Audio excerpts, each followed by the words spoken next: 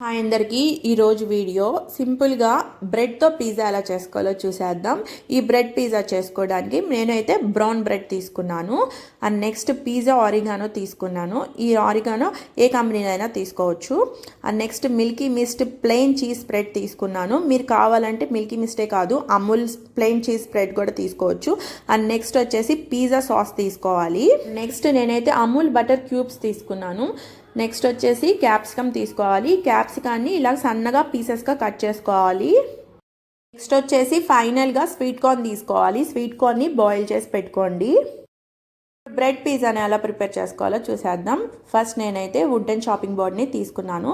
దానిపైన ఒక బ్రెడ్ స్లైస్ని పెట్టేసి మనం తీసుకున్న బ్రెడ్ పైన చీజ్ స్ప్రెడ్ని అప్లై చేసుకోవాలి. దీని బ్రౌన్ బ్రెడ్నే తీసుకోవాలా అంటే లేదండి, మీరు కావాలంటే మిల్క్ బ్రెడ్ కూడా తీసుకోవచ్చు. నేను హెల్దీ అని చెప్పేసి బ్రౌన్ బ్రెడ్ తీసుకున్నాను. బ్రెడ్కి చీజ్ స్ప్రెడ్డే అప్లై చేయాలని ఏం లేదు. చీజ్ స్లైసెస్ ఉంటుంది కదా, ఒక స్లైస్ పెట్టుకుంటే సరిపోతుంది. చూసారు కదా, నేనైతే స్ప్రెడ్ని ఇలాగ అప్లై చేసుకున్నాను. కొంచెం థిక్గా అప్లై చేసుకోండి, మరి లైట్గా కాకుండా కొంచెం థిక్గా అప్లై చేసుకోవడం వల్ల టేస్ట్ బాగుంటుంది.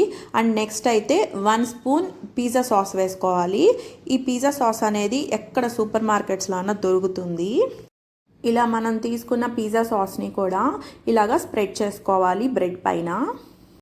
మీ దగ్గర పిజ్జా సాస్ లేదనుకోండి, స్వీట్ టొమాటో కెచప్ కానీ స్పైసీ టొమాటో కెచప్ కానీ వేసుకోవచ్చు. చూసారు కదా, ఇలా అప్లై చేసుకోవడమే. అండ్ నెక్స్ట్ వచ్చేసి ఆరిగానో తీసుకోవాలి. పిజ్జా ఆరిగానో బయట దొరుకుతుంది, ఎక్కడ సూపర్ మార్కెట్స్లో అయినా దొరుకుతుంది. నేనైతే పిజ్జా సాస్ కానీ పిజ్జా ఆరిగానో కానీ నేను రిలయన్స్ స్మార్ట్లో తీసుకున్నాను.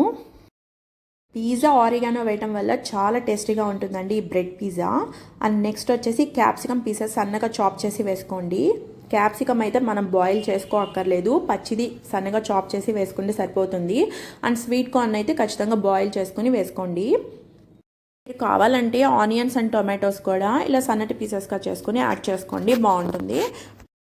స్టవ్ ఆన్ చేసి ప్యాన్ పెట్టుకోవాలి. ప్యాన్ హీట్ అయిన తర్వాత బటర్ క్యూబ్ తీసుకొని బటర్ని ఇలాగా స్ప్రెడ్ చేసుకోవాలి ప్యాన్కి. బయట తెచ్చిన బటరే యాడ్ చేయాలంటే లేదండి, కావాలంటే మీరు హోమ్ మేడ్ బటర్ కానీ ఆయిల్ కానీ నెయ్యి కానీ యాడ్ చేసుకోవచ్చు.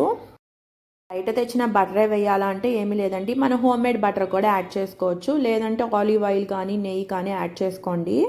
తీసుకున్న ఒక క్యూబ్ బటర్లో హాఫ్ క్యూబ్ బటరే సరిపోయిందండి. చూసారు కదా, బటర్ అప్లై చేసుకున్న తర్వాత మనం రెడీ చేసి పెట్టుకున్న బ్రెడ్ని ఇక్కడ పెట్టేసుకోవాలి.